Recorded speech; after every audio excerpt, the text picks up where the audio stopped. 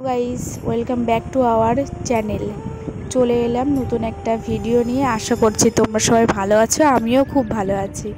তো দেখো, তোমাদের একটা জিনিস দেখাতে চলেছি। আমার বাবা আর মা বাজার থেকে কিছু বেগুন চারা নিয়ে এসেছে এবং সেগুলো যথারীতি পোতার ব্যবস্থা করছে।